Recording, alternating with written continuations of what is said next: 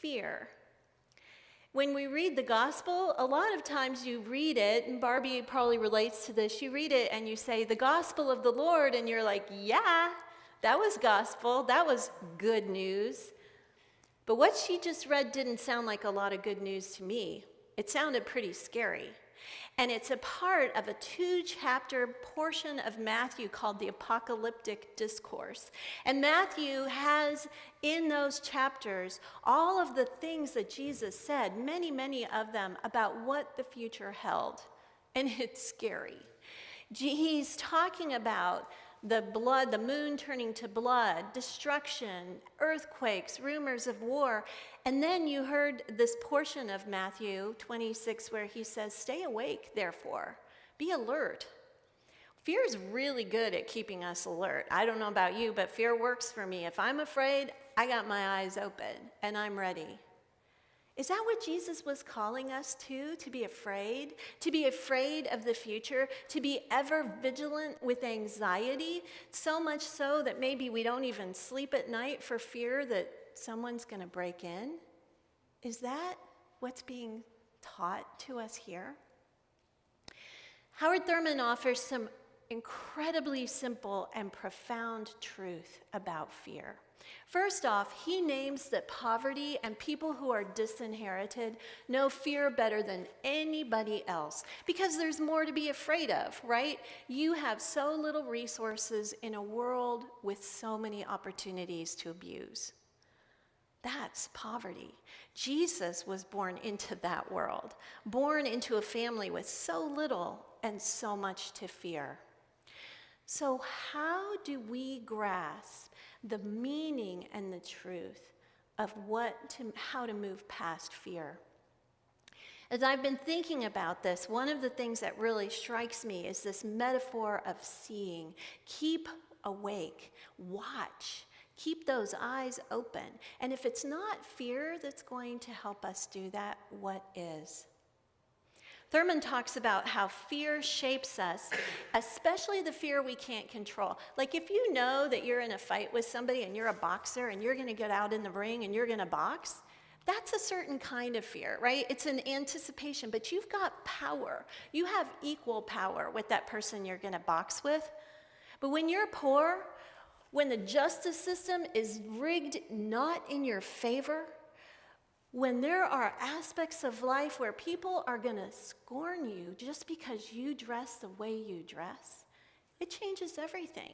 It changes the equation about how fear looks. If your skin color is going to change the way you interact with a sales clerk, it changes everything. So I was in India back in 1990, which is eons ago. I'm sure India has changed since 1990. But one of the things that I experienced there was I was in a relatively rural area, and I was told very strongly that if you are a woman, you do not make eye contact with men when you are walking around. My training immediately was, don't you look up, don't you you see a man coming, you get your eyes on the ground. Apparently, straight up eye contact was very sexually provocative. That's what we were taught.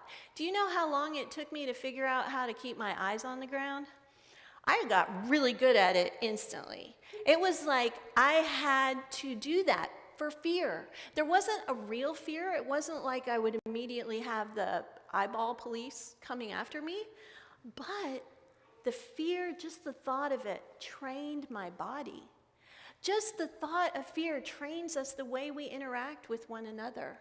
Our sense of who we are, after a while, becomes modified. Immediately, you keep your eyes down when you're walking around whenever you see someone. Guess what you're learning? Who's got the power? Who has the control? What is your worth in comparison with that person? This is not equal. Some of us can drive through parts of the city and we can pay no mind to where we are because we have a certain level of status anywhere we go. And other people are very mindful of their status. That is a kind of latent fear that is embedded in us by the system. The systems, the culture. Jesus had this too. So how did he how did he bring good news? How did he bring good news to people when he was also telling them the future's not going to be any better than the present, right? The future is going to be tough. Until I come back, it's not going to be easy. How did he break that? How did he open us so that we do have good news? So I thought, if I were guessing, I'd say the antidote to fear is faith. But it's not.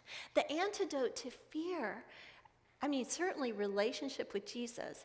But what Thurman argues, and the more I sit with this seems absolutely true. Jesus did not tell people just trust and believe in God. Just sing kumbaya on the cross, all will be well. Jesus came and said, look, you matter. The number of hairs on your head are known to God. You are a child of God. Jesus restored people's identity, named for them who they are. Yeah, you might not be allowed to lift your head around a Roman soldier for fear of having it chopped off. That is not your truth. Your truth is you are a child of God. You can stand in that reality and claim it. That does change things, doesn't it? It changes things to know that the very thing that is bringing persecution on you, but is who you are, is still valued. It changes your heart. And it also changes how you see other people. We're all afraid of dying. Dying's scary. Fear of dying becomes this formative thing for us. But what happens when you realize that who you are and what you do, even if it kills you, has value and worth? That your death is not the very worst thing. The very worst thing is having to sublimate who you are in relation to God, having to change your loves, change your behaviors, to capitulate to a system that doesn't care about you a bit. Are you with me? You see where we're going here? Your identity does not belong in this world. If you are older and all you see are messages that your worth is the past when you were young and beautiful, that's garbage. Who you are right now matters to God. Regardless of what the culture says, do not be afraid. So that is fundamental. That changed Dr. Martin Luther King. He read this. He read Matthew 20, where Jesus says, "Consider the lilies of the field. Do not worry for your life. You are worth more than a sparrow." And he realized the power of that, of acknowledging that his relationship to God, even his death, was in the hands of God, and the meaning of life was standing strong. Standing with boldness for what is right. And so when he sang that favorite hymn of his eye is on the sparrow and I know he watches me, it wasn't just a sweet song. It was an anthem to his allegiance to God and God's allegiance to him. So in Romans it talks about put on the full armor of God. Put on the armor of light, it says. And that armor is about that affiliation. It's moving from where we've been in the past of not claiming our dignity and being afraid and claiming it by putting on the armor. So armor is a defensive thing, right? It's not like you're putting that on so that you can be aggressive. It's to protect your own sense of self. And it's also, armor always said what army you were with. And so this armor tells the world, I am a child of God. How we see other people then changes too, right? If you have been in a situation where you couldn't look somebody in the eye and you start doing it, you're changing the dynamic. Howard Thurman argues that that is a level of objectivity, that suddenly we get a step back from fear and we're able to see reality more clearly and our relationship to other people. This is a kingdom shift, my friends, a kingdom shift. When we know who we are, when we know who others are, we start seeing the world in different ways, and we start seeing our own capacity. I had never thought about this before, how fear in so many ways is identity killing. It brings us in, it locks us in.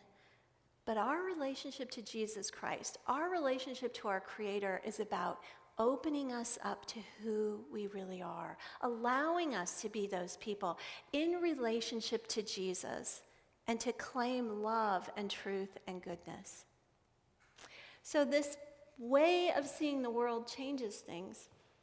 It changes us, it changes our relationships, and it enables us to cultivate who we really were meant to be, our gifts, our talents, instead of sublimation. Now, most of us sitting in this room do not really have an experience of that level of poverty, that level of oppression where this resonates at a very visceral level as liberating good news. But we all have places in our lives where this can be true. And so let's claim it and walk in it in our identity. Let's see ourselves as belonging to God no matter what happens, and that we will be equipped when that bad time comes through this identity, not in spite of it. So when my father died years ago, and he taught me a lot about how to see the world.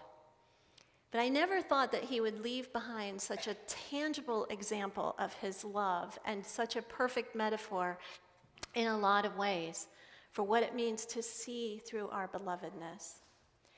One day I was at home. We moved my office to my house, which is a block away, and I'd lost my glasses. I know you're surprised. I lost my glasses.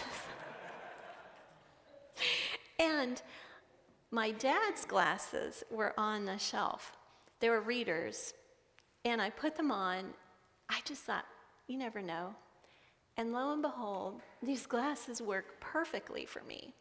You're going to see them in a minute, and if you've been here before, you've seen them before. I look at the world, I look at worship through my Father's eyes, through those glasses. And it's a tangible reminder to me of what it means to own our belovedness and to walk in confidence and faith, knowing that we don't know what the future holds, but we know who holds the future.